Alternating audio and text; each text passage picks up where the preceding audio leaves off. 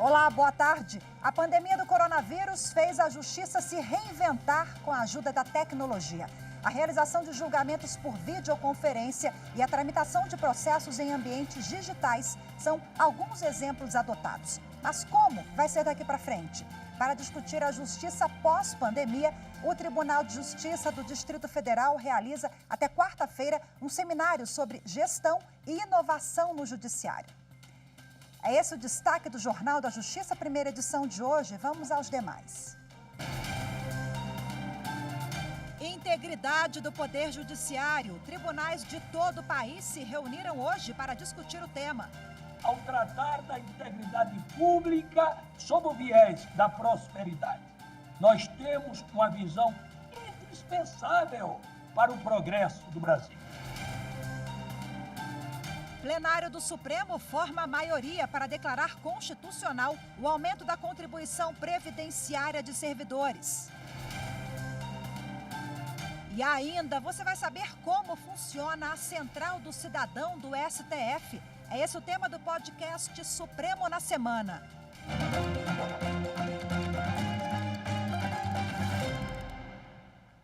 Tribunais de todo o país se reuniram hoje de forma virtual para discutir a integridade do Poder Judiciário. Na pauta, ações institucionais de prevenção e punição de fraudes no sistema.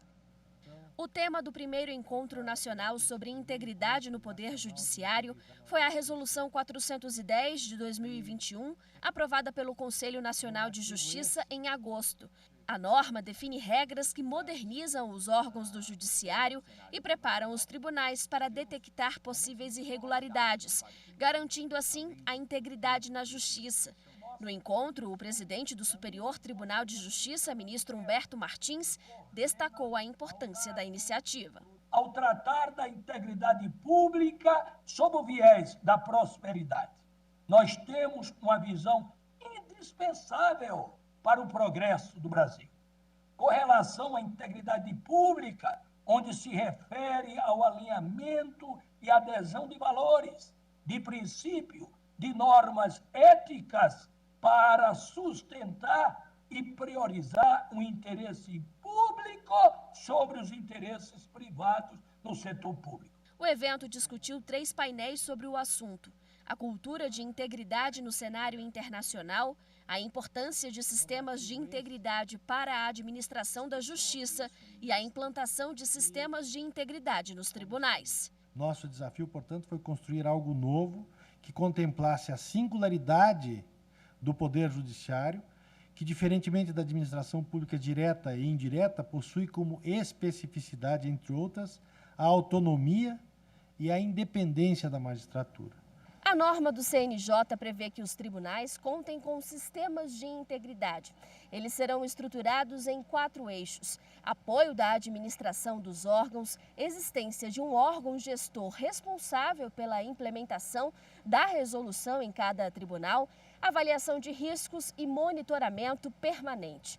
A resolução criou ainda o Comitê de Integridade do Poder Judiciário, que vai assessorar o CNJ na implementação do sistema de integridade e realizar o monitoramento do projeto. Os ministros do Supremo Tribunal Federal já formaram maioria para declarar que o aumento da contribuição previdenciária dos servidores públicos de Goiás é constitucional. Eles julgam em plenário virtual um recurso que foi apresentado pelo governo do estado. Em uma ação promovida pela Associação dos Magistrados do Estado de Goiás, o Tribunal de Justiça Estadual declarou a inconstitucionalidade de lei prevendo o aumento da alíquota de contribuição previdenciária dos servidores públicos. Porém, o governo do estado apresentou recurso extraordinário no Supremo Tribunal Federal, argumentando a legalidade do reajuste com fundamento em lei complementar e em emenda constitucional, havendo sim a compatibilidade entre a norma constitucional e as normas estaduais. O governo do estado demonstrou que o regime próprio da Previdência Social tenderia a apresentar déficits financeiros anuais crescentes até 2036. Assim, a proposta de majoração da alíquota de contribuição previdenciária de 12% para 13,25% não afronta os princípios da razoabilidade e da vedação ao confisco. O tema já foi julgado pela maioria da Corte e o entendimento é de que o aumento na contribuição previdenciária não configura ato atentatório à Constituição, desde que comprovado que o aumento da carga tributária se deu na medida exata e necessária para fazer frente às despesas estaduais e que a tributação não acarreta comprometimento do patrimônio e da renda do contribuinte. O ministro Luiz Roberto Barroso, relator da demanda, propôs ainda a fixação da tese em sede de repercussão geral. Em julgamento virtual, o plenário do Supremo Tribunal Federal declarou inconstitucional o artigo 232 da Constituição do Estado de Rondônia, que proíbe o depósito de resíduos ou lixo atômico no Estado. A maioria do colegiado acompanhou o voto da relatora, ministra Carmen Lúcia, no sentido de que a Constituição Federal atribui à União, em caráter privativo, a prerrogativa de legislar sobre atividades nucleares de qualquer natureza. O uso da tecnologia e a redução dos processos pendentes no Supremo Tribunal Federal tem refletido em outros setores da Suprema Corte. O número de pessoas que procuram a Central do Cidadão do STF caiu mais de 20% no último ano. A redução é reflexo direto da tramitação das ações de forma digital e da redução pela metade do estoque de processos que aguardam julgamento no STF. Há 2 anos, a Central recebia, em média, 65 mil pedidos anualmente. Em um ano de gestão do presidente Luiz Fux, foram 51 mil atendimentos. Em entrevista ao podcast Supremo na Semana, o responsável pela Central do Cidadão no STF, Adalto Cidreira, disse que essa tendência é um reflexo da menor procura por serviços processuais. O que identificamos nos últimos anos foi uma grande redução no estoque de processos do tribunal. Apenas para ilustrar esse cenário, Mariana, com o número mais recente, saímos de um patamar de 45 mil processos em trâmite no início de 2018 para aproximadamente 22 mil processos. Nesse mês de outubro, nós estamos com 22 mil processos em tramitação na Corte. Então, com uma redução dessa magnitude no estoque de processos, da ordem de 50% em pouco mais de 2 anos e meio, a busca pelo serviço de informações tende a diminuir mesmo. De acordo com Adalto Cidreira, a Central do Cidadão ainda possui um canal de escuta ativa, onde são recebidos elogios, críticas e sugestões.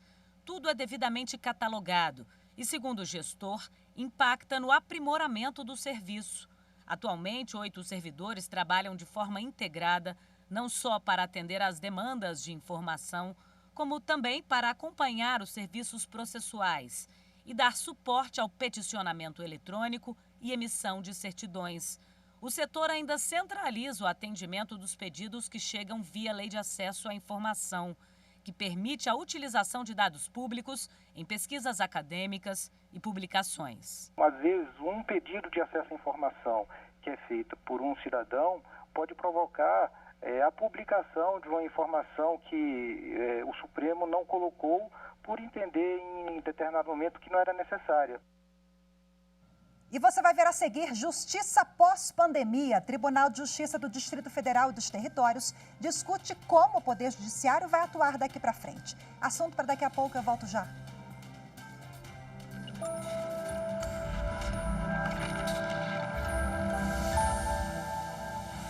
A Constituição Federal de 1988 foi a que trouxe para o Brasil o que chamamos de plena democracia, já que ela veio logo após um período ditatorial.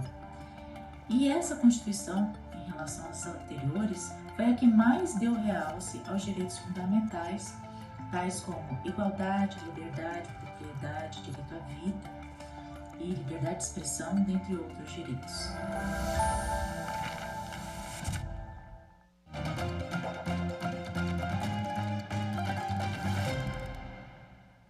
A pandemia da Covid-19 acelerou uma evolução que já vinha sendo planejada pelo Poder Judiciário há algum tempo.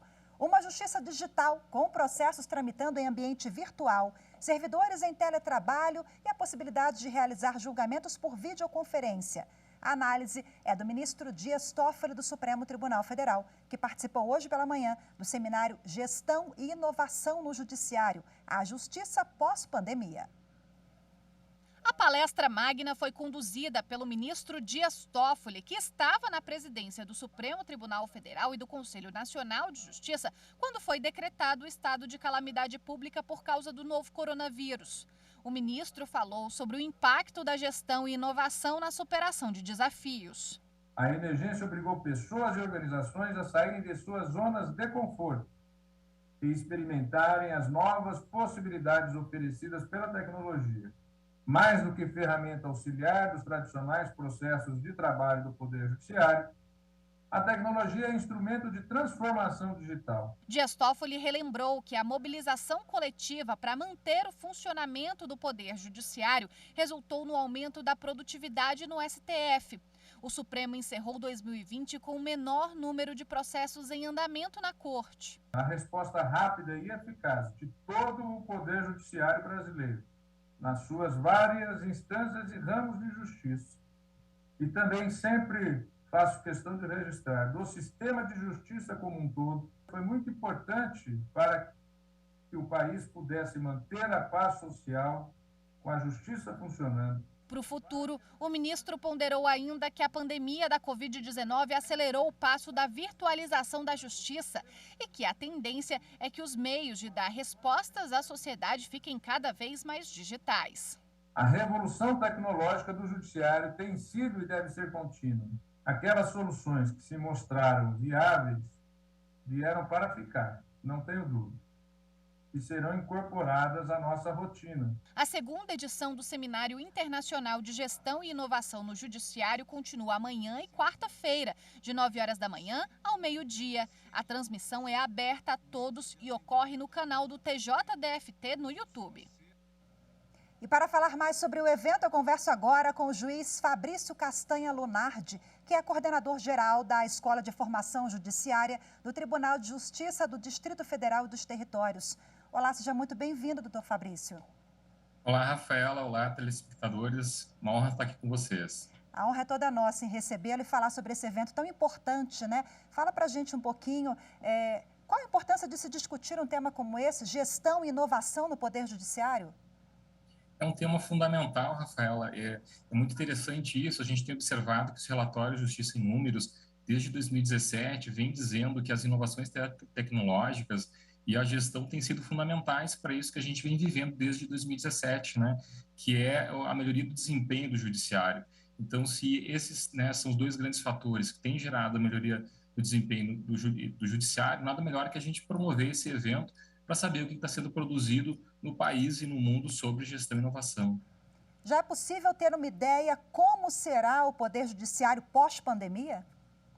Esse foi, né, um objeto de discussão do ministro Dias Toffoli hoje de manhã e também do desembargador Samuel, ou seja, os tribunais do futuro, né, o que vai continuar depois da pandemia. A gente acredita, por tudo que tem sido falado, né, no Brasil e no mundo, que a gente vai ter uma justiça cada vez mais digital, mais inclusiva, em que processos tecnológicos, né, então os processos digitais, inteligência artificial, automação, vão cada vez mais reduzir atividades burocráticas dos juízes, dos magistrados, para que juízes, magistrados, operadores de direito possam focar em atividades intelectuais, na parte, né, intelectual, pensar o direito, né, tendo sempre como foco o ser humano, né? Nós estamos falando também de economia de tempo e de dinheiro, porque isso significa também uma celeridade do Poder Judiciário, economia para os cofres públicos, para o Poder Judiciário, quer dizer, a junção disso tudo, né? Exatamente, gestão e inovação são a chave para tudo isso, né? Nós temos que cada vez mais produzir mais com menos. E é isso que a gente viu no judiciário no ano passado, em que a gente teve a pandemia. Então, mesmo com a pandemia, os tribunais tiveram que se readaptar, a gente observou que a gente conseguiu ter um alto desempenho com redução dos custos do judiciário. E é isso que a gente quer e isso que a sociedade deseja, né? Um judiciário que seja mais produtivo e que seja menos dispendioso. Bom, serão 3 dias de debates. Queria que o senhor, por favor, compartilhe o endereço, né? Quem quer acompanhar, participar. E qual é a expectativa para os próximos painéis, os próximos debates em torno do assunto?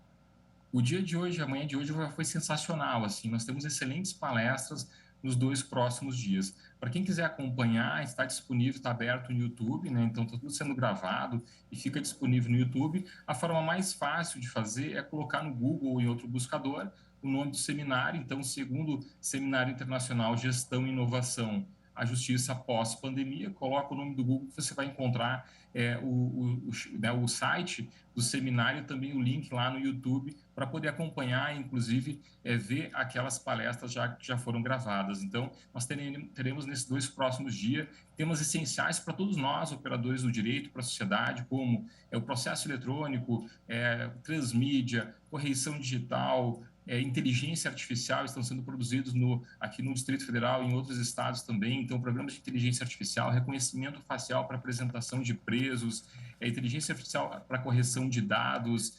Trabalharemos esses assuntos aqui no Brasil e também em Portugal, Estados Unidos.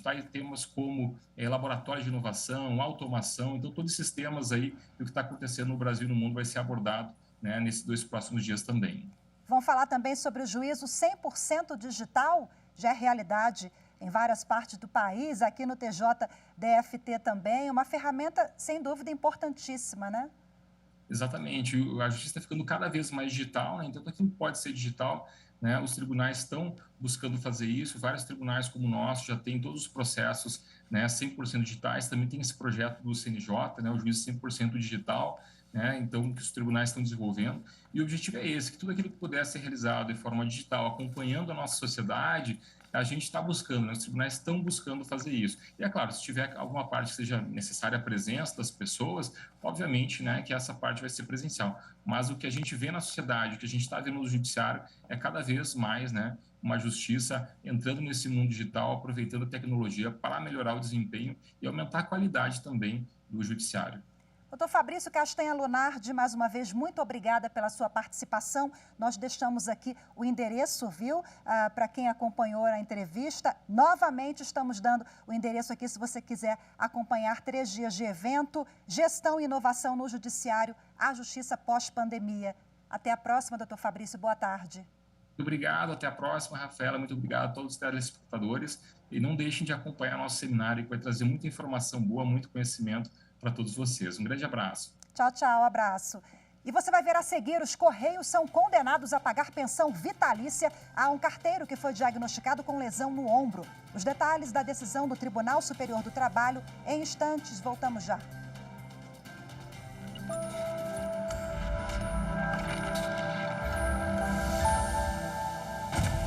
O centro da Constituição Federal é o direito à vida como inviolável e tudo aquilo que torna digna a existência. A segurança, as normas do trabalho, a economia justa, a proteção das nossas crianças e adolescentes, o amparo às nossas famílias, a saúde e muito mais. Por isso, quanto mais a Constituição for conhecida e cumprida, mais perto nós estaremos da nação próspera em que todos nós sonhamos viver.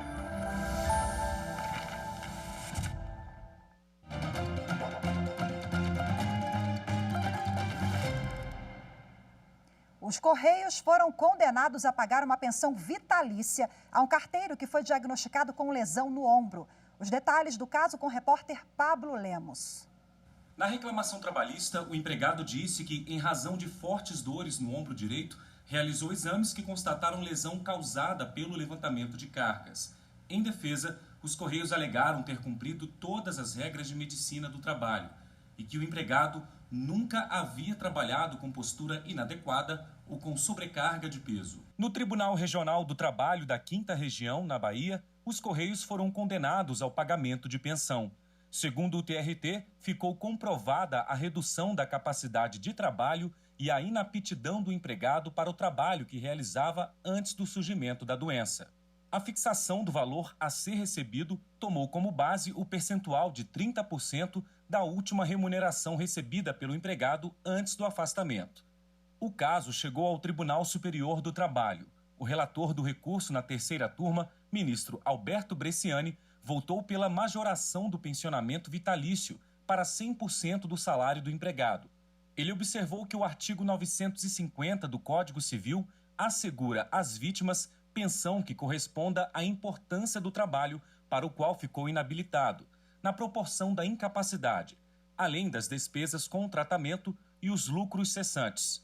Segundo o relator, a incapacidade gerada pela doença ocupacional deve ser apurada levando em conta o trabalho para o qual o carteiro se habilitou e deve considerar o eventual impacto da depreciação da força laborativa também nas outras esferas da vida pessoal dele.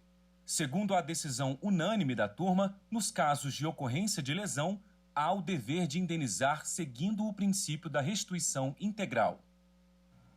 E uma última notícia. O ministro Alexandre de Moraes, do Supremo Tribunal Federal, determinou que a Secretaria de Administração Penitenciária do Estado do Rio de Janeiro e o Hospital Samaritano Barra informem no prazo de 24 horas as circunstâncias da gravação e divulgação pelo presidente do PTB, Roberto Jefferson, de vídeo publicado no site Metrópolis. No despacho, o ministro observa que o vídeo foi gravado no último dia 14 de outubro e desrespeita o cumprimento das medidas restritivas impostas a Roberto Jefferson, que estava internado. Na gravação, o político afirma orar em desfavor do ministro Alexandre de Moraes. O Jornal da Justiça, primeira edição de hoje, fica por aqui. Muito obrigada pela sua companhia. Temos um encontro marcado amanhã. Eu te espero. Tchau, tchau.